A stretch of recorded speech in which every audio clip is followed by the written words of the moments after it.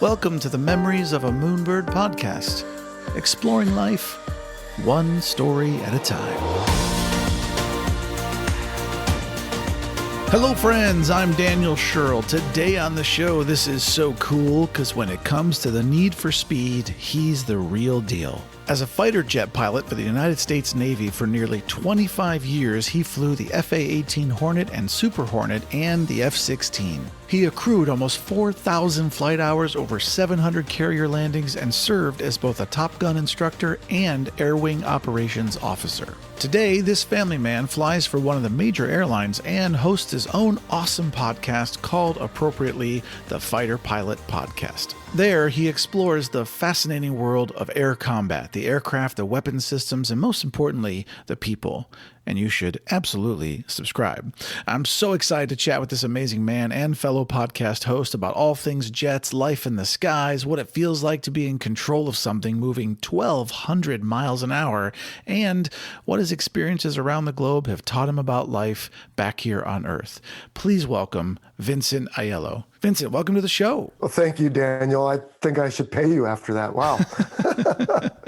So first question, let's jump back to Earth for a minute. Where were you born and raised? I was born in the Los Angeles area and spent my first 9 years there, and then raised up on the Central Coast near Pismo Beach. And went back to Southern California for college, and everybody's kind of moved away, so I don't really call it home anymore. I guess I'm a man without a home, but that's where I was born and spent my childhood. That's cool. And what was little Vincent like as a child? Oh, he was the younger of two older brothers and an older sister, and my mother says I always used to do what they told me to do, kind of thing. So I think the military was probably a good spot for me. And so you were a good kid? I think so. Yeah, for the most part. I mean, I had my moments. I'm sure most kids do, but yeah, I think so. When you look back on your life today, is there some trait that you still have that you think is distinctly Southern California? Well, you introduced my podcast when you introduced me. Thanks very much. And we recently hit our 100th episode, and I asked everybody for what their favorite episodes were and their favorite guests and all that. And then I let them take a stab at me. I said, what are your favorite or worst isms of mine? And a bunch of folks did say my California isms. So apparently I took a page from Bill and Ted, and I say excellent and awesome and all those adjectives a lot. Rad. And exclamations. Yeah. And so I guess it's just me. That's funny. So when and how did you become interested in aviation? Well, my mother and father divorced when I was very young, and my mother ended up marrying another gentleman who had a very technological interest.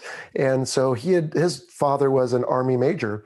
And so he was raised around the military, and he wanted to go to air shows because he loved the technology. He told me later, he really thought the AIM-9 Sidewinder display was the most fascinating thing ever, because he remembers the guy held up a cigarette lighter and the little missile on display there would track it back and forth. And my stepdad thought that was the most amazing thing. Well, meanwhile, while he's looking at the technology, my mouth is agape looking up at all the aircraft and the sound and the swagger of the pilots. And so I became enamored with the whole idea of being a military pilot at a young age. And for me, that set it in motion. That's incredible. I think air shows are amazing, by the way, and I'd love to give props to them because they're such wonderful things for people to go and experience. There's nothing like feeling it in your chest, when these aircraft go by. It's a very different experience than seeing it on television. Daniel, I think we could spend almost our entire scheduled time here together talking about that, because not only do you experience it, which is so impactful for people, but it's also the opportunity for young people to maybe have a spark lit. And there's always this, oh, it's a waste of money, or, oh, why do we have this or that? And the noise. But, I read a lot of military books, and I've had a lot of folks on my show, and a lot of them did get their start from an air show like I did. And so I think it's a worthy cause to attract young men and women who want to serve in that capacity. Well, for the listeners, because I think many people don't know and are interested, as I am, to hear, what is the Reader's Digest kind of summary version of how somebody goes from just enlisting in the Navy to then sitting in a cockpit of their fighter jet? How long is that journey? Yeah, well, if you don't mind me commenting on semantics, Daniel. I will tell you, when you enlist in the Navy, think of that as the folks that go straight from high school into the Navy, and they have the more, got to choose my words carefully, but the basic jobs. You could almost say the menial jobs, but I certainly don't mean to impugn their honor. These people serve, but it's a different category than officers. Officers are the college graduates, and pilots in the military, with the exception of the Army, are all officers. And so you have to start with a degree, and it's a 4-year bachelor's. It doesn't necessarily have to be in something technical, but they all prefer it. You can also go to one of the service academies, the Naval Academy in Annapolis, Maryland, the Air Force Academy in Colorado Springs, Colorado. And so you have to become an officer first. And that, just terminology wise, is different than enlisting. So forgive me for the... No, that's really good to know, actually. Yeah, that's fine. Well, now, to be fair, some people do enlist in the military and then become officers and go on to be fighter pilots. So it is important to distinguish that. At any rate, I will give you my experience, since that's the one I lived. So once I decided this was what I wanted to do for a living, and why not try it instead of just wishing and dreaming about it, my stepdad helped me put in an application for the Naval Academy, which was denied. And so I said, all right, well, what else can I do? And you can either go to college on your own and then go to officer candidate school in the Navy, or officer training school, I think it is, OTS for the Air Force. And in my case, I said, well, I'm going to need some help getting through college. So why don't I put in for ROTC, Reserve Officer Training Corps, which is a leftover from, I believe, World War II. But the idea is you go to a civilian college. While you're there, you play soldier or airman or sailor for a day or two with uniforms, and you take the appropriate courses. And when you graduate from college, you're also commissioned into either the Navy, Marine Corps, or the Air Force. And so that's your first step. Then you go to flight school, and then you go to the different parts of it. And then maybe later, after a couple of years of flight school, you end up in a fighter jet. So from high school graduate, of course, it's 4 years.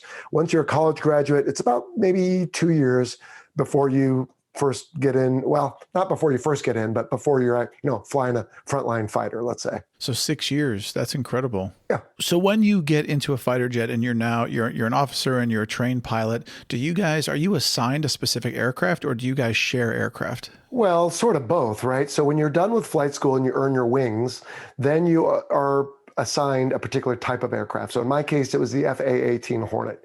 And so I went to training in El Toro, Southern California. The base is now closed. It's near Irvine.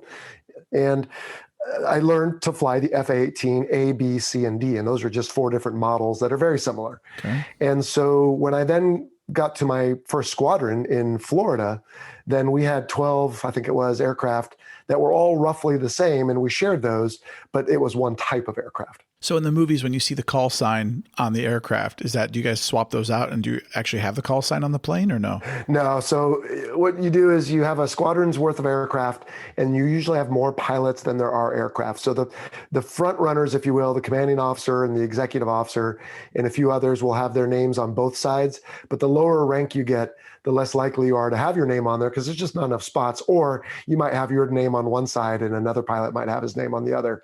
And let's say that happens to be number 406 was mine for a little while. Well, on any given day, you fly whatever aircraft is ready based on the operational schedule and what maintenance has for you.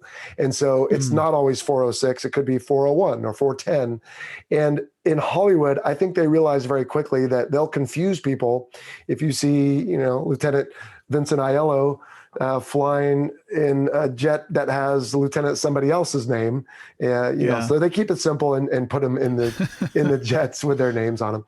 Now, the more I read though about earlier fighter pilots, the more I recognize that there was a time when there was an aircraft and a crew chief, as they called it, or a plane captain, as we would call it in the Navy, who was assigned to that particular pilot. So the pilot and the aircraft and the crew chief were all matched, and you didn't switch. But these days you fly whatever's ready. I know this is a very broad question, but is there something about training to be a pilot that most people don't know that you wish they did? Well, I think what surprises people who want to do it if I may take that question in that direction, is especially in the Navy and the Marine Corps, is how good of a swimmer and how comfortable in the water you need to be. And that makes sense, of course, because we fly around aircraft carriers surrounded by water. And so if we eject, we could very well end up in the water. Or if we are in a helicopter and we ditch, we might end up in the water. And so I was fortunate that I played water polo in high school. So the water never bothered me. In fact, I was used to someone physically trying to drown me, let alone passive gear that was just heavy on me, trying to drown me. And so I never had any trouble, but there were many people who struggled with, you put all that gear on and they dump you in the water, and they have different contraptions and devices to drag you around as if your parachute was dragging you over the water, or they put you in this diabolical big metal container that's supposed to be like a helicopter, and they strap you in. Sometimes they'll even put darkened out visors or swim goggles on you, and they'll dunk you in the water, turn you upside down. And when the motion stops, you're supposed to count to 2 or 3 and then unstrap and find your way out. And so that really gets some people who aren't ready for that. Yeah, that would be crazy. It is. And then you have to do it every so many years afterwards. Wow. So like recertifying for anything. That's crazy. That's right. What was the most difficult part of training for you personally? Oh, I struggled a little bit when I was flying the T2 Buckeye with my landings, because in the Navy, we always treat every landing as if you're at the carrier. So you have the correct attitude on the aircraft, you're at the correct spot in space, and then you come down the glide slope and you look at the very same lights at a field runway that you may see later when you go to the carrier. And I had a time where I wasn't particularly good at that. And so I got a refly, a do-over, if you will. The other thing I would say is it just comes very fast. So just when you're starting to get the hang of one thing, man, you're on to the next thing. And it's like the proverbial taking a drink from a fire hose. They don't sit around and wait for you to master it. You're on to the next thing quickly. Well, let's talk about G's or G-force for a minute. Yeah. For those who don't know, listening to the show, I'm going to give you the dictionary definition here. G-force is a measure of acceleration. 1 G is what we generally feel from the force of gravity keeping our feet on the ground. Mm-hmm. The average person can handle about 5 G's, which you can hit on a really good roller coaster. But pilots can pull up to 9 Gs, I believe is correct. Can you describe the sensation of pulling these larger G forces? And do you have to wear a G suit to do so? Well, just to put a finer point on how many Gs we can pull, most aircraft are designed to go to about 9 because they figure that is the peak G pilots can sustain. I've had guests on my podcast that have talked about pulling 10. I think there was an F-15 that even pulled 14. And when you are in the heat of the moment, if it's either that or you hit the ground, I think your body's going to do what it needs to do. But yeah, doing that on a routine basis is going to be pretty tough. When I went to the centrifuge in South Texas, I even took a picture, but I won't share it with you because it's kind of disturbing. But a lot of the blood vessels in my derriere burst. And so my rear end was purple because of all the blood that was forced down into the seat that was, into my bottom that was planted firmly on the seat. Wow. And so to answer your question, yes, you do wear a G suit, and that helps squeeze the blood from your torso and your legs back up into your brain where it's needed. And it's one of these things. Like, I don't know what else. Driving a car, if you ever got car sick as a kid, but then you build a tolerance. I don't know, maybe if you drink alcohol, when you're first new at it, you drink 1 beer and you got a buzz, but later on you can have a couple and it doesn't bother you. You build a tolerance. And you get to the point where it's more of a nuisance than anything. But it's something where they do train you repeatedly in how to stay in front of it, because it can kill people. And I'm glad to say that there's technology that's starting to come around where if the aircraft senses that the pilot has not made any control inputs after some very high Gs, then it will recover if it's going towards the ground. And that's a good thing, because a lot of people do pass out and impact the ground, which is tragic. Have you ever blacked out or thrown up from G-forces? I was airsick at first in training, and I got over that relatively quickly, although even towards the end, I could still get a little queasy at times, depending on what I was doing, believe it or not, even with 3,800 flight hours.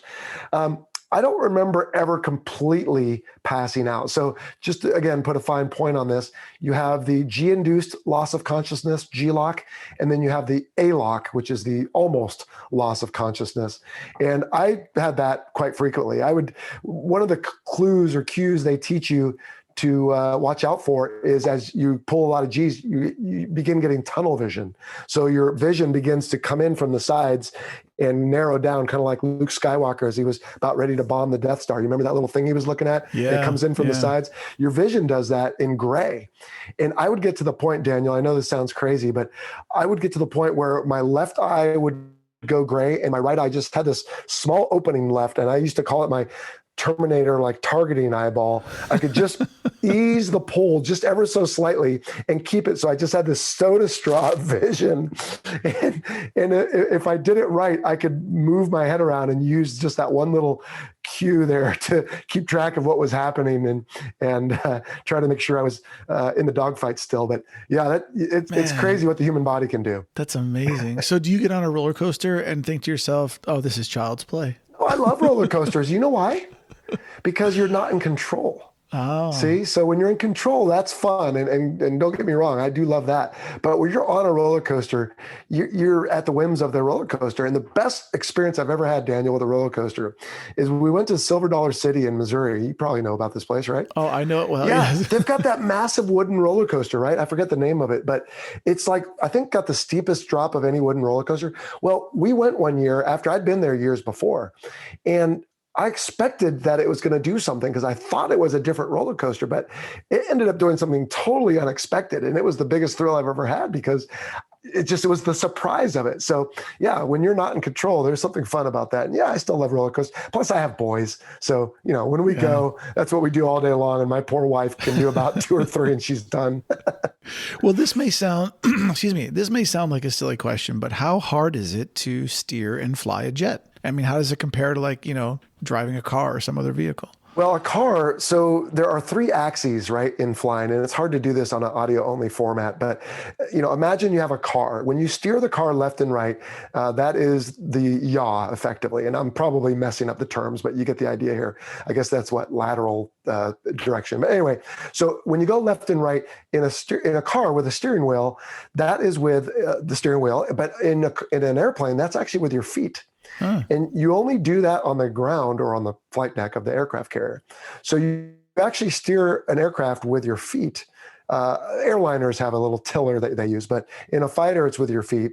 But you don't generally do that in flight. What you do in flight is you instead either roll or you pitch, right? So imagine your car driving down the road. You can steer it left and right, but imagine all of a sudden it began rolling left and right. And you see this sometimes in awful accidents. Well, that is roll. But then also if you were to go off a jump and the nose goes up, that's pitch.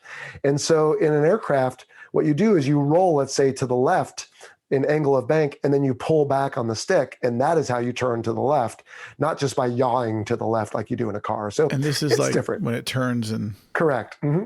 And so anyone who's watched an air show or seen an airplane on Top Gun or Behind Enemy Lines or one of these movies, you see what I'm talking about. Hard to describe it, easy to understand, and so you learn that very early on in your flight training. If you don't grasp that, then they're going to have problems with you right away. But it's funny because when my kids I don't know what kind of computer you use, but I use a Mac with a big trackpad, and I move my 2 fingers towards me, like pulling back, if you will, to make it go up. And one of my kids is the opposite of that. And I always get on him just for fun. I'm like, oh, come on, you're never going to be a pilot. You don't go forward to go up. You pull back to go up. And so I think that's just one of those pilot things. And it makes sense. So walk us through a typical day as a pilot when you're in active duty. Well, I mean, first off, Daniel, there's no such thing as a typical day. I mean, if I am in the Navy, as again, with my experiences, that's what I'll share with you. And we were shore-based, and we were just, let's say we'd been home from deployment for a couple months, and we weren't even thinking about working up for a couple months. You might roll in at 8 or 9 in the morning, take care of some admin business. You might go over to the weapons school and see what's new over there. You might have some meetings. Oh, yay, we get to fly. You go do some training for a couple hours. You come back, you debrief it, you wrap it up, and hopefully you're home by dinner. Totally different story a couple months before that when you were on the aircraft carrier, because guess what? You're trapped on the carrier. So you wake up, you're on a ship, you put your uniform on. If you're lucky, you can squeeze in a quick workout or go do something, but you go to the wardroom where they are going to serve you whatever it is they've decided to serve you. So appetites don't matter. You get what you get. And then if you're lucky, you get to fly once, maybe twice, because it's an escape from the fun jail of the carrier. But when you're not flying, you might be planning a mission. You might be talking to the maintenance department or the young sailors and Marines who maintain your aircraft for you. You might go and talk to some of the ship folks for different things. So there's always something that you're doing. And guess what? You're never off duty. Unless the ship pulls in a port where you can have some liberty for a little while. So that's nice. You can't go out to the bar because there are none on American carriers or Navy ships in general at the end of the night. Again, if you can get a workout, that's great. If you've got some friends and you can go watch a movie or blow off some steam playing some games or something, that's great. But otherwise, you're pretty much working full time. And so it just depends on where you are and what you're doing. If you're in training, then you're preparing missions. If you're over off potentially enemy territory, then you're thinking about potential real world missions. Generally, when something comes in where you have to fly a combat mission, an actual, or you're over enemy territory or whatnot, I know there are surprises, but in general, is this a pre-planned thing that they say, hey, tomorrow we're going to run this thing? Or is it like, emergency, get in your plane, Well, there's both. Right. So we have different alert status measures. And the idea is, depending on the potential threat, we might have people as well, we might have airborne, right? So if we think there's an imminent attack on us, we're going to have aircraft airborne to defend the carrier and the strike group. If we think, probably nothing's going to happen, but it could, and it's an enemy that we're not too sure about how wily they're going to get, well, we might have aircraft that are cocked and ready on the deck, but they're not running. There's just pilots sitting in them, and they could go in as little as 5 or 7 minutes. Then you might have an aircraft that's ready, but the guys or gals, of course, down in the ready room, but they have their flight gear on, so they can be upstairs and ready to go. That's called Alert 15. And I once launched from that in as little as 7 minutes. I ran upstairs, jumped in, strapped in, started up, took off, and it only took me 7 minutes. So we can get going pretty quickly. Wow. And I've even sat in the jets for hours at a time, and you hope they'll launch you, and then they never do. And so you get out, and the next guy takes over, and sure enough, they launch him, and you just get mad. At any rate, and then you could have alert 30 or 60 or 120, and those are just minutes. And that's just, hey, look, we've got an aircraft with some bombs or weapons on it, but we don't expect anything to happen. But hey, this is the modern world. So if they need to upgrade someone from alert 60 to 30 or 15, well, then whoever's on that alert, get ready to go put your gear on and be ready just in case. Well, I'm curious, what's the most difficult maneuver that you've done in a fighter jet? Well, it wasn't dropping the bomb on the AAA sites that were shooting on me. I'll tell you that. That was like a milk run, dare I say. I would say the most difficult thing that I did, and I would argue anyone can do, is land a high performance fighter on an aircraft carrier at night when the ship is moving. Because if you think about a runway, right, we've all flown commercial. And if you fly from Los Angeles to Seattle, guess what? The airport is not anywhere other than where you expect it to be, and the runways are there. And you really hope it's not moving. That's right. And it could be windy, it could be rainy, but the runway's there and it's really, really long. But when you're landing on an aircraft carrier, it's only about a 300 foot, 400 foot landing area. And oh, by the way, you're passing up some of it anyway, because you don't want to land on the very back end of it. And you land in a wire, and it pulls you to a stop at about 200 feet from 130 knots. And it's violent. It's a controlled crash. And the aircraft that are designed to do that have to be very strong to withstand that. Well, now take that. Does it hurt? No, not really. It's kind of exhilarating, but it's always, Is it like a little bit of whiplash when you get thrown backwards or anything? Well, you get thrown forward because the aircraft is being pulled to a halt, right? Yeah. But now add some movement in the ship, right? Now this ship, by the way, is 98,000 tons. It's almost 1,000 feet long. If you stood it on its tail, it'd be taller than the Empire State Building in Manhattan. That's crazy. But in right seas, that thing will move. And there is a particular occasion that is chronicled in the 2008 PBS Carrier special where they had some particularly heinous seas one night. And I was on that ship, and they were out there filming when I came back and landed. It took me 3 tries because the carrier, which is normally, let's call it at 0, right? If it's just stable. Well, the back of the ship was moving up 20 feet and down 20 feet. So it's about 40-foot swings. And it Wow. took me 3 tries to land because the first time I missed the whole carrier. I just didn't even, my wheels didn't touch down. Second time I touched down, but beyond the wires and missed them all. And the third time, by the grace of God and paddles, I landed in the wires and came to a halt and went down below, and they stuck a camera in my face. And I'm glad that I said anything intelligent, because that for me was the most scariest thing I've ever done. And are there 3 wires on the deck? There's 3 on some ships. There's 4 on the Nimitz, what was I on that night? Yeah, that was the Nimitz. And then back in the old days, we had a fellow on our show when he used to land on carriers that were straight and not with an angle to them, and they would have 12 or 15 wires. Wow, that's crazy. Yeah. Well, Vincent, what is your favorite part of flying? Well, that's hard to say. I mean, there's so many things. The flying itself, just the majesty of flight, especially towards sunset or sunrise. Sunset's a little easier because you're not so tired. But just being up there where you're observing a sunset that nobody else in the world gets to see at that moment, unlike being on some pier right by the ocean with 100 other people that are watching it. It's as I like to say, it's as close to the hand or face of God as you can get in this lifetime. And but also just when you fly, that power and control. You know, we talked earlier about how it's thrilling to be out of control on a roller coaster, but to be in control when you have the agility of a modern fighter and the excess thrust of the afterburners, or reheat as some folks call it, there's nothing like it. It's, you know, there's nothing like it. If you ride a motorcycle, you probably have a rough idea. When you twist the throttle, usually motorcycles respond very quickly. This is like that, but times 10.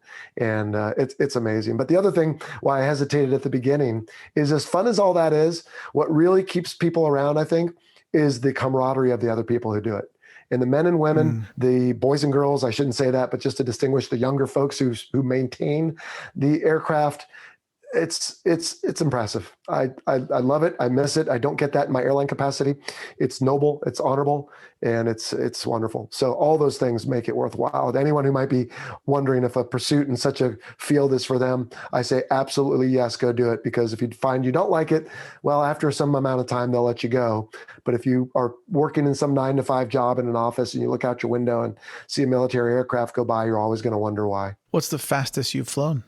I was close to Mach 2 in the F-16. I think it was about 1.93. And by the time I got to that, I was at the far end of our training range, and I'd used up most of my gas. And when I looked inside, because I was prosecuting some fighters, I was the pretend bad guy.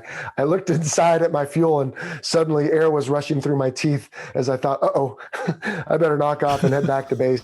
I don't know what the ground speed was on that, but almost twice the speed of sound. Does it feel any different to go 1,000 miles an hour than it does to go 400 miles an hour? You know what I tell people is, when you're on the highway and you're doing 70 miles an hour and you look out at a hill or a mountain in the distance and you think, that sucks, that they're going by at all. But then suddenly a speed limit sign goes whizzing by 5 feet away.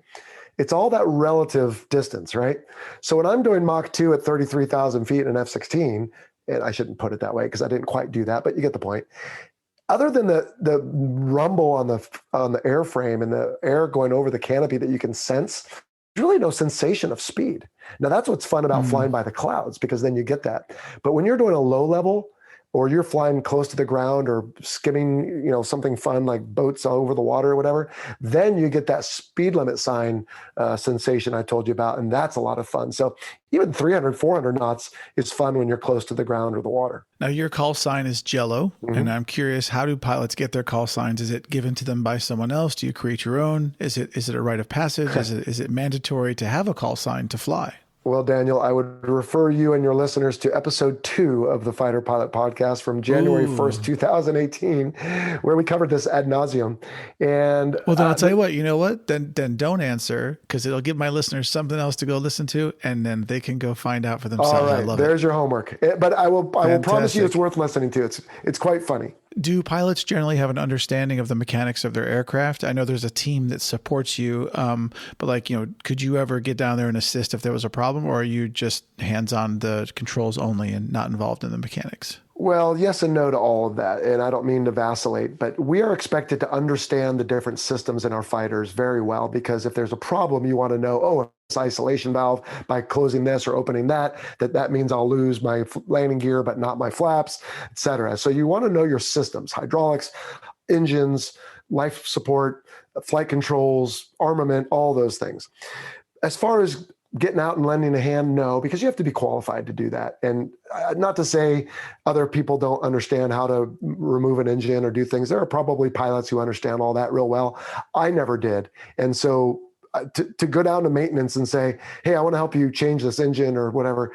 I mean, they might give you a menial task to do that they could supervise you doing, but no, you're not out there turning wrenches. Well, I mean, and I'd like to think I'm a very good driver, but I have no idea how an engine actually, if it breaks down, how to fix it. I mean, I just, I understand the general concepts of automobiles, but I don't, I could change an oil maybe. Well, but, and not to go on too big a tangent, Daniel, but 40, 50 years ago, it was very easy to understand it. But cars these days are so advanced. Plus, there's no room to crawl in under the hood anymore. You used to be able to get your body in there and figure out what's wrong and adjust the points or change the spark plugs or whatever. And now it takes a PhD, it feels like. So, okay, fun question. What happens if you have to go to the bathroom and you're in the middle of a flight? We'll preempt that by saying the first thing you do before you go to the equipment place and put on your flight gear is go to the bathroom. So you want to take care of it. And if there's any hint of number two, then you definitely spend a few minutes and make sure that, okay, that's not a problem. It's really not an issue. Or, okay, good. Now I'm evacuated. And so off we go. We have what are called piddle packs, and there are some YouTube videos around. I was going to do one and someone else beat me to it. So I might still, but eventually it wasn't going to be a demonstration. Don't get me wrong. It was just going to be an explanation. But imagine a little rolled up plastic bag with very thick plastic where there's an opening that you can unzip your flight suit, and then you can urinate into this tube that is structured so that inside is either a little bit of a sand type of thing that coagulates, I guess. I don't know if that's the right word, or a sponge that fills up. But either way, the idea is you don't want it to be able to spill out if it turns over. So it kind of turns into mud or a full sponge. And then you wrap it up. It's got a little zip tie kind of thing on it, and you seal it up and you put it over to the side of you. And when you get back, you were supposed to take it down to medical on the flight deck. And invariably, I hate to admit it for the environmentalists out there, but most of the time it accidentally got chucked overboard into the ocean. Now, what about, I assume they have these for women as well that are designed slightly differently. I understand it's difficult for them. From our U2 guest who was on the show, who was a real character. Again, go listen to that one. But there were some diaper type things that they could wear that would absorb it and keep it away from private parts that could otherwise be not, you don't want to sit in that stuff. I guess it's not healthy. I don't know these days if female fighter pilots are doing that, if they have some sort of adapter for the piddle packs or what they do. But, you do fly some longer flights, so you've got to do something. Yeah. Are there more women today flying as fighter jet pilots than there were back in the day? Oh, absolutely. I mean, there was a time in prior to the early 90s where females could not be in combat roles at all. And so you might remember history from World War II, there was the WASPs, and they would fly the aircraft to the different locations and drop them off, but the females were prevented from being in combat. And then later they were flying, but not combat aircraft. And about the time I came in 1992 is about the time that was finally restricted, or lifted, I should say. That restriction was lifted. And females began to serve alongside males. And frankly, I think that's a good thing, because granted, there are dynamics in the ready room of male and female and black and white and anything. I mean, anytime you have more than one person, right, you're going to have some friction. Daniel, if you and I were stuck in a car for a 24-hour road trip, right, something I was doing would start to bother you and vice versa. So you're always going to have to listen to some music I don't like. That's right, whatever. That's right. Yeah. But when it comes down to it, if I'm fighting another aircraft, I don't care who's in that aircraft. I don't care what equipment they have or the color of the skin. I care what they can do. And if they're going to shoot me down before I can shoot them down, well, then they're the better fighter pilot that day. And if I can defeat them, well, then I am. But I really wish the world would get around to this, because I think we still make too big a deal of it. And before I stop talking on that, because I want to be mindful of it, I recognize that there are still leftover systemic issues in society where maybe little girls don't think it's okay to be fighter pilots or aren't told they can, and that people of different races don't have the opportunities. And so I look forward to the day where that's no longer an issue. I do too. I look forward to a day when everyone can have an opportunity and the color of your skin or your gender just is irrelevant. Absolutely. And it's just based on your skills, who you are. And agreed.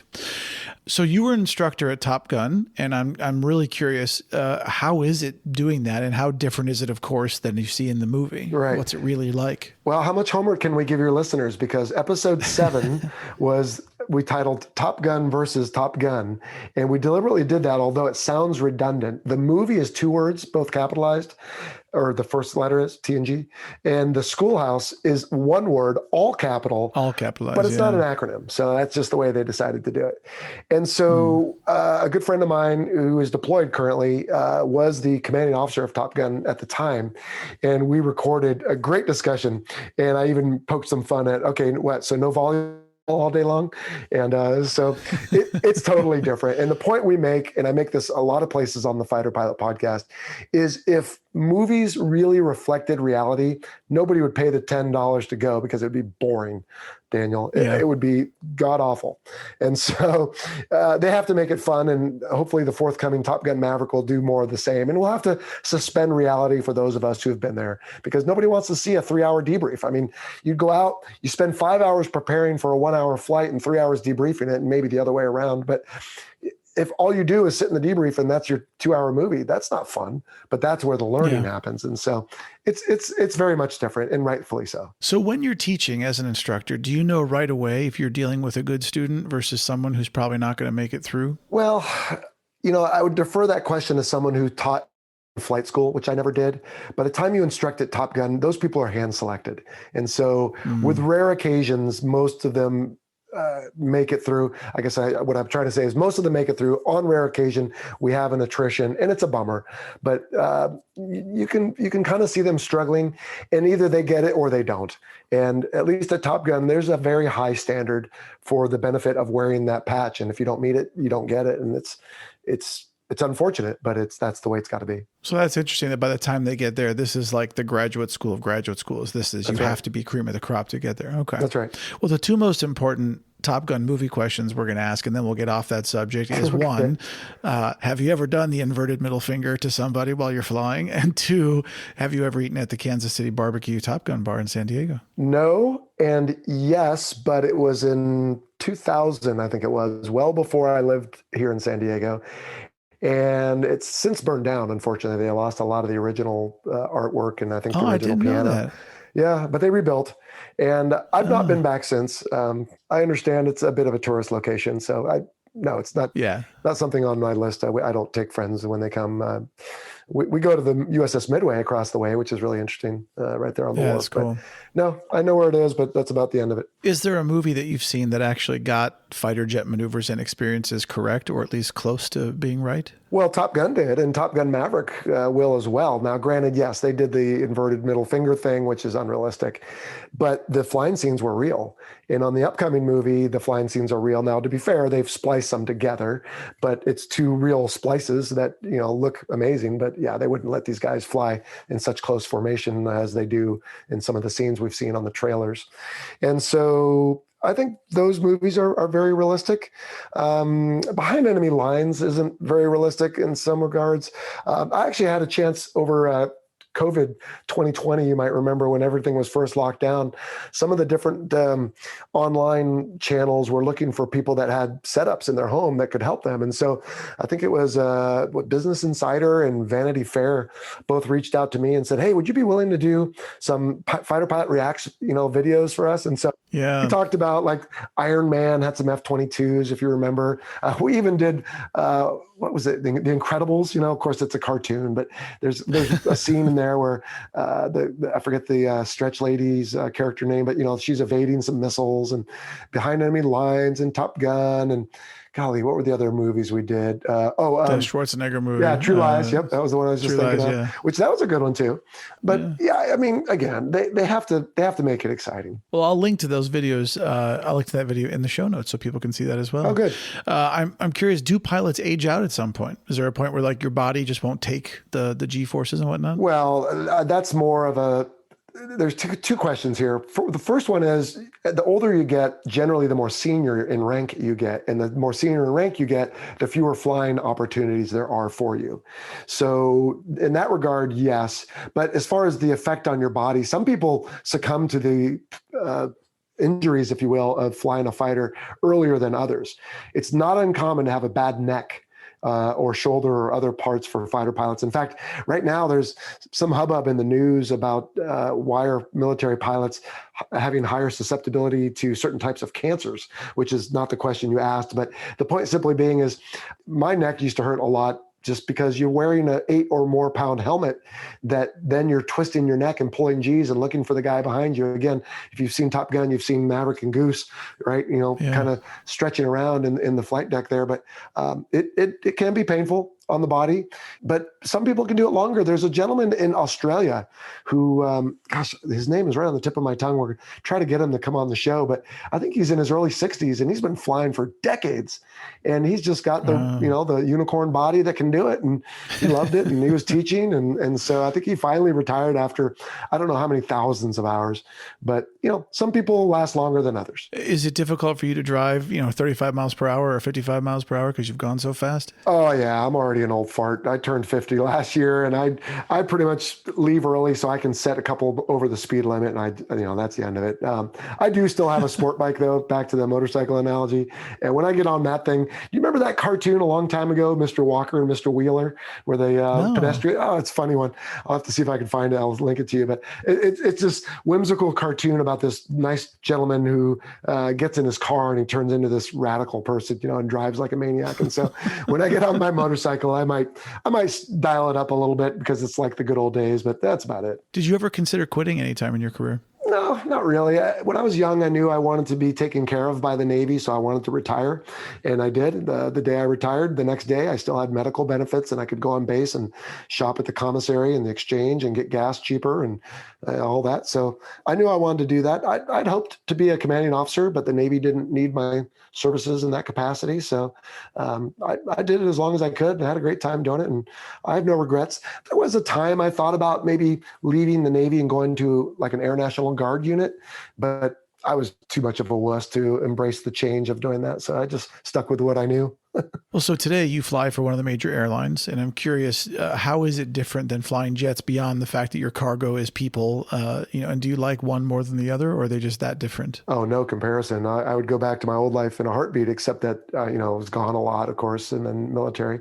Now, maybe I shouldn't say that because there are now companies that fly demilitarized fighter jets for contract for the government. And a couple of them have reached out to me. And frankly, I've said no, only because I don't want to be gone any more than I already am. But it's totally different. I mean, take a race car driver and put him in the city bus, and that's basically what you're doing. And so what the airline for me lacks is the sense of nobility and purpose and romance of a fighter, if you will. It's still honorable. Don't get me wrong. I enjoy doing it. COVID's kind of soured it a little bit for me, to be completely honest. I live in San Diego and used to be based in Los Angeles. And then I was kind of put on the sidelines for a while, but they were still paying me, which was great. But now they want to put me back to work. And so I took a leave of absence thinking, hey, look, let me just sit this out. You don't have to pay me. But now they said, no, we want you back and we want you to fly from New York City. And nothing against my friends in New York City. I just don't want to fly 5 hours each way to start my workday.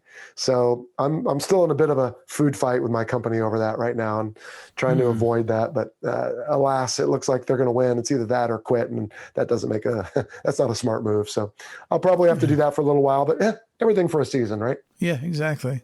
Well, when you look back now at 50 years old, what's the most valuable insight you think you've learned from your careers? Respect, probably. Respect for power, respect for authority, respect for life. I've watched friends perish in front of me, which is heartbreaking. And I've learned that things go by quickly and you need to respect that the time you have is fleeting. I remember as being a young pilot, an old guy came in and said, I would trade anything to be with you. It goes by quickly, enjoy every minute. I'm like, yeah, whatever, beat it. And I found myself saying that to someone, I forget what the setting was, but within the last couple of years. And I thought, oh my gosh, I'm that guy now. And, just just to be present in the moment and respect where you are, what you're doing, even if, Daniel, it's not where you want to be and what you want to do, which is why I'm lambasting myself about getting all upset about having to go to New York. There's going to be some good that comes from it. I just don't see it yet. But we get a lot of people who write in or call in or, talk to me on the Fighter Pilot podcast about wanting to be fighter pilots and, what happens if I have to fly helicopters or I have to fly these other airplanes? And whenever I have people on the show who fly those, I always make a point to ask them, hey, did you want to fly this? And what do you think of it now? Daniel, just to wrap this up, I'll tell you, we had a gentleman on the show, Niles, love the guy, he lives right here in San Diego. He wanted to be a fighter pilot. He ended up an E2 backseater. So he's in the tube in the dark, working the radar. And he told me later he loved it. He found his personality suited it. He was good at it. He enjoyed doing it. There was elements of it that he thrived in. So what is it called? Blossom where you planted or whatever. I think people really need to respect the way things go. Call it God, call it Darwin, call it whatever. We are where we are for a reason. And so embrace it instead of resisting it. And I'm not perfect at that still. I don't know that we ever are perfect at it. It's something that I also still struggle with a bit and try to get better at every day, which is maybe the point, but I don't know if we ever have the answer. So if you find out, let me know. Yeah. Well, I think you touched on the exact point, right? Is we're all in this race called life, but it's not a race. It's not a finish line. What's the finish line? A coffin? It's the race. And so let's enjoy the race the best we can. And so I try. Yeah, the point of the journey is not to arrive, as they say. Yeah, there you go. See, that's why. Go ahead. No, please go I ahead. was just going to say, that's why you're so much more of an eloquent podcast host than I am. So well said. well, thank you. I'll take the compliment. As a guy who's traveled so many places in the world and obviously flown so much, is vacation for you just being home with the family, or do you still like to go places? Well, I'll tell you, for a period of time last year, Daniel, I had 3 teenage boys in my house. So without getting too graphic, assuming this is a family show, but this is Family Matters. I mean, no, you can be graphic. It's R-rated. It's fine. We had to open the windows. I mean, the house smells a lot. I'll put it that way. My wife is like a single mom with 4 boys. I mean, it's ugly, messy, smelly. And of course the 2 older ones have discovered girls and music and everything else. And so I won't say my house is not a place of comfort and rest, although a lot of times it's not. That's true. But I do, of course, love my family. We work through all the ups and downs and we have fun. For me, if you're really asking, my happy place is on a trout stream with a fly rod in my hand. That is, I find that the water rushing by my legs takes away all my problems, and to fool a gorgeous trout into taking your artificial fly and fighting it and having an opportunity to connect with his world for a little while and then releasing him again. And, if the opportunity exists to eat it, I'm not afraid to do that too, to be honest, but more often than not, the places I go, you have to release them, and that's fine by me, because then you can catch them another day. That's where my heart flutters. That's cool. Well, if you hadn't been a pilot, what do you think you would have been? Hard to say. I do pretty well with numbers. I like details and organization and schedules. So again, the military was probably good for me. I think I could probably do okay in business. I don't know that I'd be good in sales. I don't necessarily like to persuade people, although I guess someone would say the best way to do sales is just to live it. But probably something where I could, make a difference, organize things, track schedules and budgets, and have fun doing it. So probably some sort of business. What would be the title of your autobiography? Well, so I knew this question was coming, and I purposely said it earlier because I ended up saying this, I forget where, but someone wrote me for the podcast and said, hey, that would be the greatest title for your autobiography. And I thought, good idea. So By the Grace of God and Paddles, because again, I'm not suggesting everyone needs to believe what I believe, but I do believe that I've been blessed. And I also believe that a lot of my ability to land on the carrier and do the things that I did was because of people like Paddles. And if your listeners aren't aware, that's the nickname for the landing signal officers, who are your fellow pilots who stand out on the back of the carrier and bring you home safely day and night.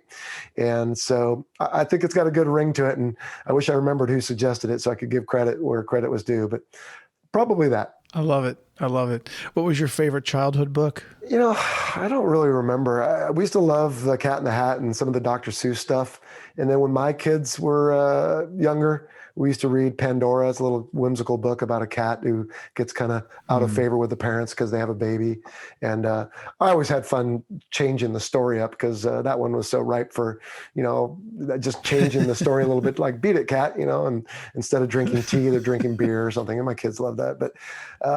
But yeah, I guess if I had to narrow it down to one, maybe Dr. Seuss. What's a movie you've seen in your life that made you cry or something that still does? Oh, I can cry at just about anything, to be honest with you. We were watching not Braveheart, The Patriot, which is basically the revolutionary Braveheart, right? I don't know if you've seen that with Mel Gibson, but Mel Gibson, yeah. He's got the young daughter who's kind of, the mom dies, and so she's obviously going through some trouble. And poor I forget Mel's character name, but he's trying to win her over the whole time, and then towards the end, she finally comes out saying, "Don't leave," and talking, and I always have a soft spot, I should say, for anything where there's that family connection. And I think that's partly because my mother and father divorced when I was very young, and my father was kind of distant, even though he wasn't far away. So I don't know if you ever saw October Sky, the story about the West Virginia boy. It's one of my favorite movies. Yeah, mine too. Time. And I just love the redemption with the with the father and the son. I really love We Were Soldiers as well. It's one of my favorites. And so, have you read the book October Sky? Because it's a little bit different than the movie. Yeah, it is. Absolutely. That I always tell people that's one book that I got to the end of the book, and when he starts in the epilogue, when he's kind of telling you what happened and everything, I was actually crying so hard reading the book that I couldn't see the words on the page for it. I had to wipe my eyes several times. It was a great book. Yeah. No, I do still get emotional at different things. I really loved Lone Survivor. I read that book twice. As soon as I finished the last page, I turned back to the beginning, started over. Same with Black Hawk Down.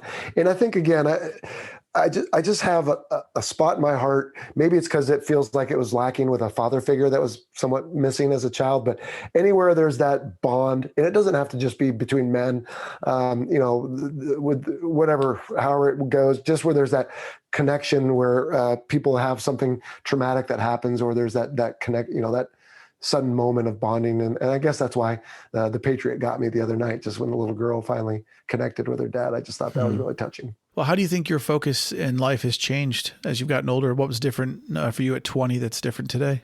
Oh, I'm glad to say a lot, because I was a wreck as a young guy. I took, and I guess, so you've seen a hint of it already, right? I've been sitting here moaning about, I have to go to, I fly for a major airline and they want me to go to New York. Oh, suck it up, Buttercup. It's like, when I was young, I took any apparent travesties on my plan as personal, and how could you not let me do this when this is what I want to do? And so I was wound up, I think, a little tighter when I was younger, tend to internalize things, tend to take things personally, which is funny because we always tell young fighter pilots, like, look, you gotta have thick skin.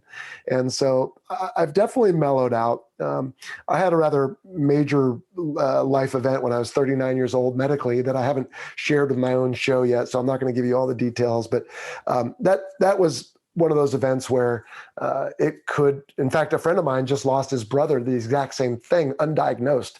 And that's what they told me is, had they not taken care of it, I could have just dropped dead mowing the lawn one Saturday. And so I think for me, 39 was that pivot point between young and untouchable and partying all night and bars and clubs and things. I mean, don't get me wrong, I wasn't a womanizer, but I love to live at large. I mean, that's what you do as a fighter pilot. You work hard, play hard. Since then, I was laughing at myself the other night. I was watching my clock. It's like, all right, as soon as it gets 9 o'clock, I'm going to bed. And it was Friday. And I was like, oh, for heaven's sakes, that's awful.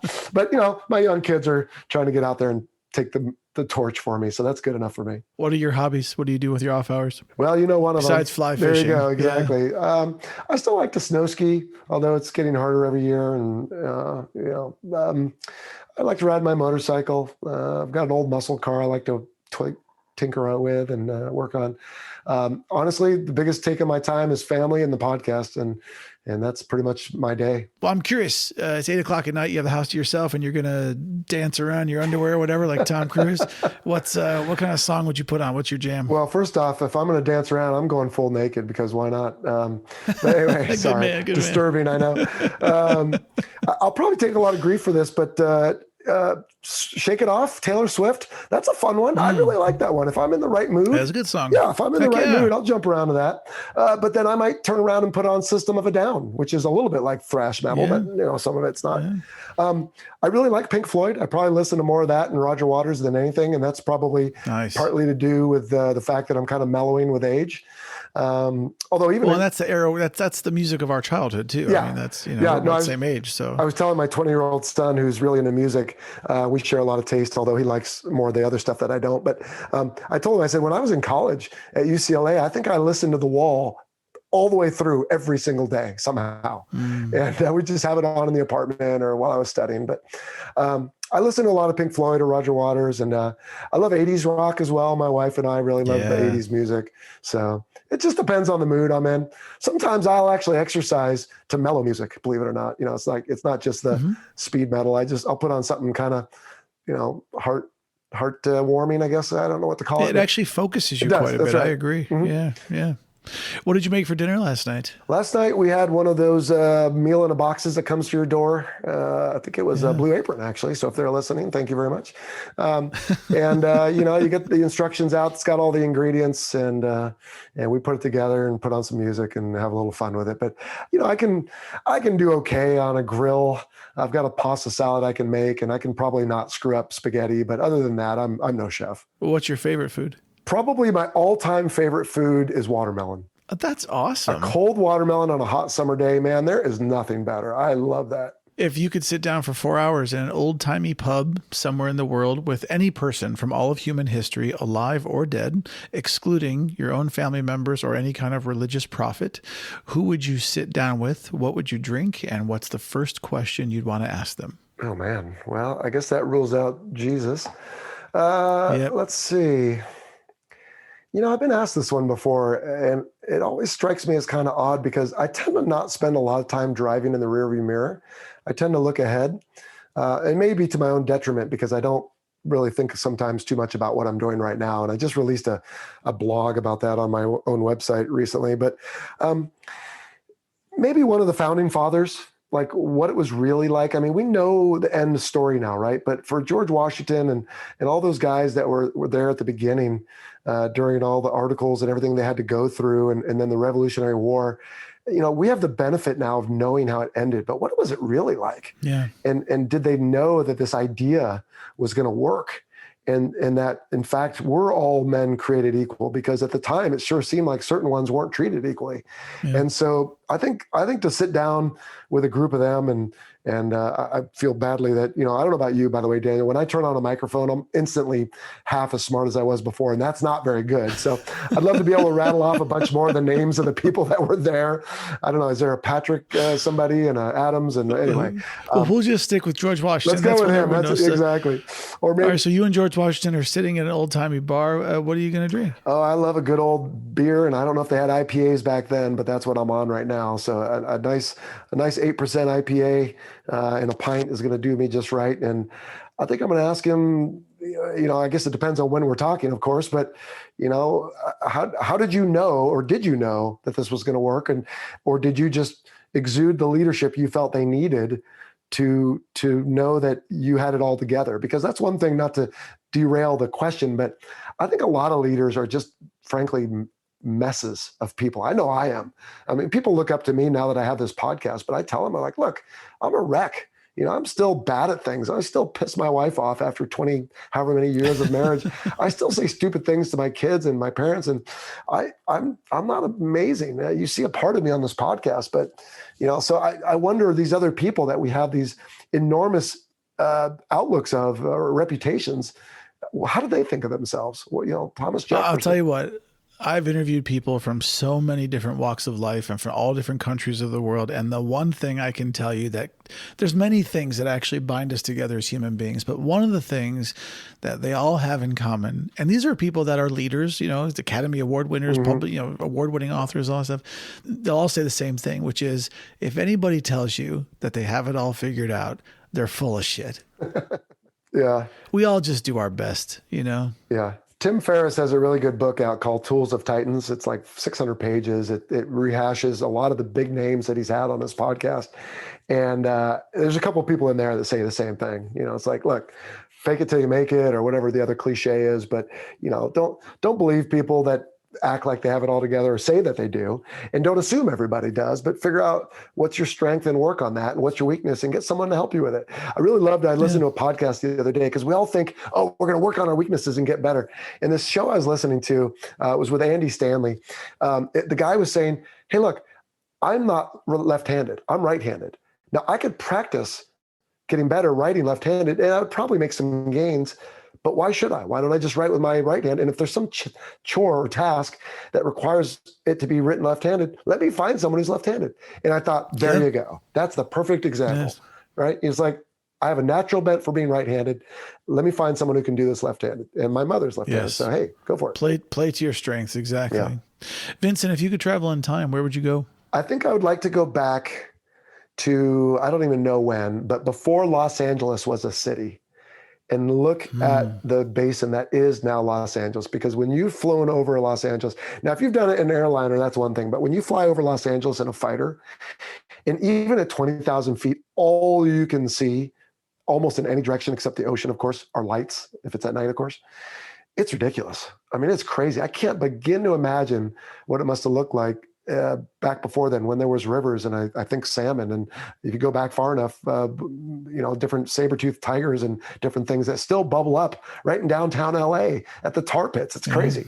So I think I would have loved to have seen California when there were still 50-pound, steelhead swimming up rivers and everything wasn't molested by man. I think before, don't get me wrong, I'm not a raging environmentalist, but I do agree that we've done some damage to the planet. Now, whether that's like a localized bite from a flea on a dog, and as soon as the flea is dead and the dog scratches it, it's over, I don't know. But I do know that we've done some real detriment to certain parts of it. And it'd be nice to see it in its native, pristine, pre-white man, I guess, dare I say, condition. Yeah, that would be something incredible to see, actually. I'm curious, what quality in human beings do you most admire? Forgiveness. I think it's amazing when people can do it. I don't think all people can do it, and I think I still struggle with it. I'm still a little bit, frankly, bitter at my dad for different things, and there's nothing I can do now because he's gone. Are you afraid of dying? I think only a fool would say no, honestly. I'll put it to you this way. I recognize I'm going to die. And every time I tell my wife she's going to die, she hates it. And I say, honey, denying it isn't going to help. Yeah, I feel like you do yourself a disservice by denying it. I think you need to embrace it, that day in, day out. Nobody knows the time or place, but we're going to die. And as I mentioned earlier, Daniel, I've witnessed death. I saw my two friends perish right off a catapult on an aircraft carrier. I actually was the one who discovered my father when he was in hospice in the middle of the night when he finally slipped. And I was with my father when he passed away. Is that right? And that's something you don't forget. Nope. So I wish I could say I have absolute certainty of where I'm going to go next and how things are going to be, and that I would be lying if I said that was true. I have my doubts. The world constantly bombards us to think different things, and so, but I guess I have faced it, experienced it in a sense, obviously not my own, but been around it enough to know that it's coming and that you need to be prepared and that you might as well live like it could be any time, even though I don't do that. I try to hope that I do at least as much as I can. So I think... But wait, I want to just comment on that because what I think an important distinction to say on the show is that I actually agree with you that, you should live your life as if it's going to end tomorrow. But the problem is that a lot of people take that to mean like, oh, well, I should just go party and do a bunch of drugs and be crazy. And that's not what we're saying. Yeah. What we're saying is to love the people around you, to cherish your family, to cherish the relationships, to cherish being alive and experiencing this world. That's at least what I'm saying when I say, live your life like it's going to end tomorrow. It's appreciate everything and don't sweat the small stuff, honestly. I don't think I could say it better, and I wish I could say I do all those things, but it's again, right? It's the journey. So that's the daily chore for us, is to find a way to do that and make a difference in someone's life. So I think, just to answer it more succinctly, to summarize, I think if I know it's near, right? If it's a week away and I know it, versus a sudden plane crash or accident and car crash, that any fear I may have is that now there's no chance for any hope for doing the things I want to do or making the difference I want to make. And so a smart person would go do that now, right? Hey, I've always wanted to go here. I've always wanted to do this with my wife. I've always wanted to say this to that person who wronged me and forgive them. If I know it's coming and I haven't done it, the fear of, is probably the only fear I harbor, I feel like. What do you hope people say about you at your funeral? I hope they'll say that he tried and that he was a good person. I personally, I don't know. I've always, to be honest with you, I've always struggled with, believe it or not, self-confidence, to the point where my brothers especially would get on me about it. They'd say, what's your deal? And I'd say, it's not that I think so highly of everyone else. I think I just don't, for whatever reason, think highly enough of myself. And I wonder if other people get that, and if they'll somehow comment on that. In the end, I guess I just want people to say he was all right. And by all right, meaning he did, like, I don't plan to be, I don't hope to be, I don't aspire to be someone who's like high schools are named after him, right? Like George Washington, or whose legacy lives on and everybody's mourning, flags are half mast when I'm gone. When I'm gone, I don't want it to be a big deal. I want to be gone, and I want people to say, he made a difference. He was all right. And we respect the effort, and we're sad he's gone, but it's okay. Let's move on. And so I don't know, maybe that's not grandiose enough, but like I said, I never thought of myself too super high. And I would say that when the end comes, I wouldn't expect anyone to all of a sudden make me out to be someone I wasn't. And not to play therapist, but do you think that your feelings of what you just talked about stem from your dad leaving at a young age? Because that's a hard thing for a young man or a young woman to experience. And is there a part of you that feels like, well, if I were good enough, Dad wouldn't have left? Because if that's the case, it wasn't about you. It was never about you. You know what I mean? Right. And it has nothing to do with you. Right. Yeah. Yeah. I think that's a valid question. I mean, if you really were to lay people out on the psychiatrist's couch, right, or psychologist, I think you'd find all kinds of things. I mean, I see it in other people, and I think, yes, that absolutely is true. I mean, we were all deprived the attention of our father, which was made worse by the fact that he was close but wouldn't give it. And so when I say we all, I mean my siblings and I. And so, yeah, I think so. So for example, I hate being disrespected. That's the one thing I tell my kids, like, look, you can do different things, but please do not disrespect me or your mother. And I think part of that was also amplified by the Navy a little bit, dare I say. I was fortunate to get almost everything I wanted. I mean, I didn't get into the Naval Academy, but that was fine. I had a good time at ROTC. I got flight school, I got jets, I got F-18s, I got Top Gun. It wasn't until later on where they didn't accept me to be a commanding officer, and that stung, And so I guess there's a part of me that wants to prove myself to the Navy as well. Like, hey, look, you missed out. Or, hey, Dad, look, we could have had this relationship. So yeah, I absolutely think that deep down, lay me out, really fillet the feelings back and find out what's in there. And it's probably carried leftover hurt and wondering if some of it was self-induced. What do you think? Well, it's a whole other podcast to talk about what to do with that. Yeah. Well, but I don't mind saying it, because the one thing I like to say on my show is it's authentic, it's real, it's factual, it's personal. It's like, what you see is what you get. When people meet me, they say, oh, I feel like I know you. I say, well, you do. You hear me. This is the real me on the show. And this is the real me now. I mean, if you watch me, get dressed, guess what? One leg and then the other. So, well, it may not help. It may help. I don't know. But for whatever it's worth, I think you're an awesome guy. Well, thank you. I will say, if I may address that I haven't taken the crazy pill, But the podcast has definitely allowed me to have my own therapy in a sense of Yes. people do like me. People like what I'm putting out, and it's not perfect. I mean, I make mistakes every single episode, Me too. Yeah. and it's like, it's okay. If they like me, I need to like me. And I think I do a good job of that now. If nothing else, dear listeners, if you struggle with any of these things we've talked about, start a podcast because it's actually quite good for you. I agree completely. It is so cathartic. It It is is. like Yeah. I have found many answers to my own life talking to other people. It's fantastic. And it's never been easier to start a podcast, for heaven's sakes. You can get a microphone on Amazon for $50. You got a laptop. It's probably got GarageBand, or else you can get Audacity for free. And then you can upload it. It's super easy, people. I agree. What superpower would you choose? Oh, flying, like Superman. I mean, come on.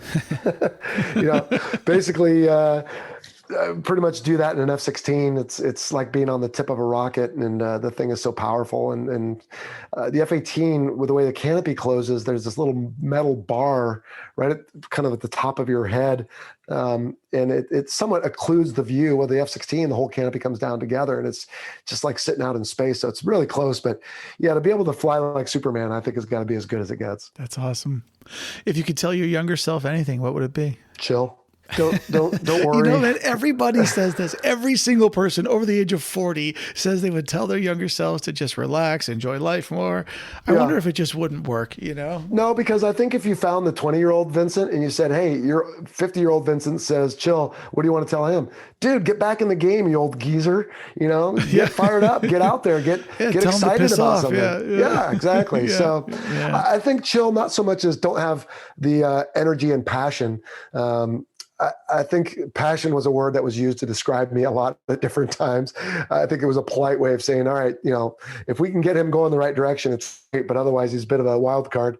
I think to roll with the punches maybe is another thing I would say, right? So that's kind of a longer term for chill, but just realize that, again, as we said earlier, it may not go exactly the way you want to go, but it's going to go the right way, whether you think so or not. Yeah, agreed. Yeah. Well said, by the way. Thank you. Well, Vincent, what do you think is the meaning of life?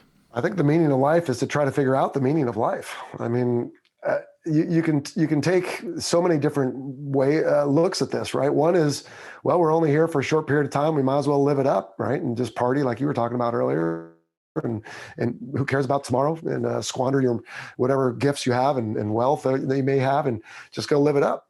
What was it? Live fast, die young, have a good looking corpse. The other is on the more religious or philosophical side is we're here for a reason, and we should pursue what that is and do it. And then I think for everybody who's kind of stuck in the middle, it's, well, I don't know, and it's too hard of a question, so I'm just going to do this, right?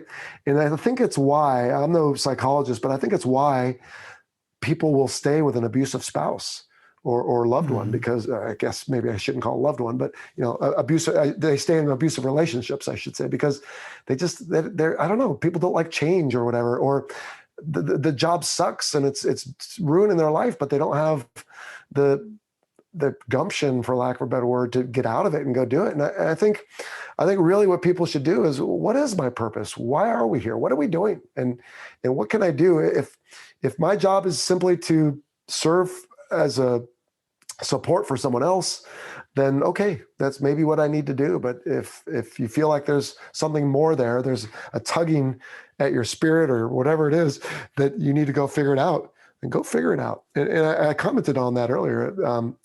For people who think they want to go do something, and I use the military thing, you don't want to be sitting in some office looking out the window, wishing or wondering. Go try it and figure it out. Now, obviously, you have to temper that with certain things. You can't just jump off a bridge with no parachute or bungee cord and say you want to go try it. But for realistic things, if there's a tugging at your spirit on being a singer, or walking somewhere crazy, or running something, or riding a bike, or whatever it is, don't deny that, because I have to think, I'm not there yet, but I have to think it's going to come back and haunt you when you are on your deathbed someday. Well, I mean, they say at the end of your life, you only regret the things you didn't do, not the things you've done. Well, I hope that's true. And but that can be difficult too, because especially like my situation, right? We talked earlier about fly fishing. I really love the mountains, and that's where I would love to live, but we live in San Diego. And so I keep dropping little hints every now and then, like, hey, let's move up to Lake Tahoe or Jackson, Wyoming or something. And, that's a pretty significant uprooting. So for me, I love the occasional trip because it kind of scratches that itch. But, I think there will always be that longing. And so in the grand scheme of things, I have to temper it with, this is where our family has chosen to settle down. And that's, got to make the most of that too. Well, yeah, compromise definitely factors into that, of course. Yeah. But I mean, life is too short not to at least have goals and dreams. And if you want to live in Wyoming at some point, then put on maybe when the kids are grown, you guys will retire there, Well, I have told my wife that I'm probably not going to win husband of the year for this, but when we first moved back to San Diego, because we'd lived here before, our youngest, I think, was in 5th grade or something. And I said, hey, look, because the schools were a big draw for coming here.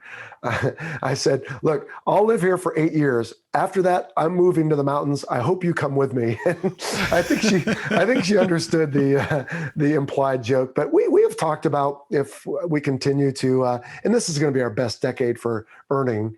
So if we can afford to do it, we'd love to get a cabin or, share something with another family, let's say somewhere in one of those locations I already mentioned where we can get away. Maybe you'll end up flying a helicopter in Wyoming for somebody or something. Well, I don't have any helicopter time, so probably not. But, just to be able to get up to some place where there's skiing and fishing and lakes and mountains and trees and all that's where I think I'm meant to be. Well, Vincent, before we do the last thing on the show, I have to tell you that, the name of my podcast, Memories of a Moonbird, that I don't know if you're aware, but a moonbird is a real bird. It's a red knot, and it was nicknamed a moonbird because its migration pattern is so long that in its lifetime, it flies from the south of Patagonia all the way up to the Arctic, and it does this every year. Crazy. It flies so many miles that it can go to the moon and back, and so they nicknamed it Moonbird. And so I've traveled a great deal in my life, and at some point, Jolene and I were talking, and I was explaining to her how much I've traveled, and she looked at me and she said, "You're a moonbird." And so I've had a few people on the show who have flown or traveled so many miles in their life that they are also moonbirds, and I want to tell you that you, sir, are also a moonbird with the number of miles you have flown. All right. Well, that is an honor I will wear proudly, Daniel. Thank you very much. There you go. Well, the last thing we do on the show is a little game I have called 299 Philosophical and Life Questions with Moonbird. I have this list of fun philosophical life questions, 299 of them, but you get to pick 2 at random, and you give me your 2 favorite numbers, and I'll read you those 2 questions. Well, let's go with 18, since that's not only the airplane I flew, but the day of my birth.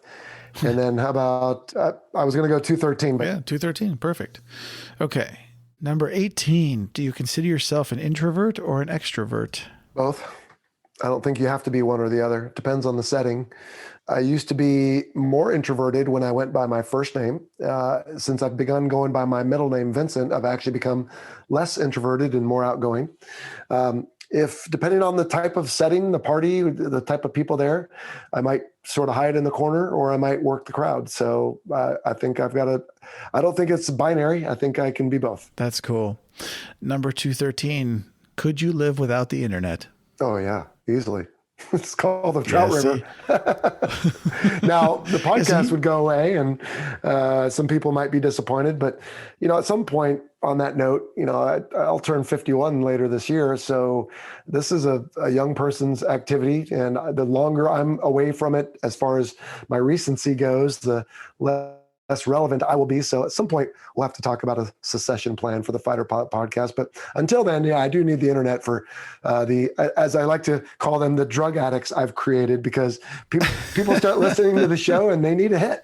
And I give them a fix every 10 days. That's awesome. Vincent Aiello, I can't thank you enough for being here. You are so cool. And thank you for talking all things fighter jets and, of course, real life. Well, you're welcome, Daniel. Thank you for having me. This has been quite therapeutic, actually. So I appreciate and applaud what you're doing for people out there, even if it's one by one. Oh, thank you, sir. I appreciate it. And friends and listeners, if you'd like to check out Vincent's amazing podcast, go to any major podcast platform and check out the Fighter Pilot podcast or visit fighterpilot.com. pilotpodcast.com. And while you're out there surfing the web, why don't you head on over to patreon.com/Moonbird and show your support for this show so we can keep making cool episodes like this one. And if you'd like some more Moonbird in your life, and hey, who wouldn't? Why don't you fly yourself on over to memoriesofamoonbird.com or visit me on social media at memoriesofamoonbird. Stay safe.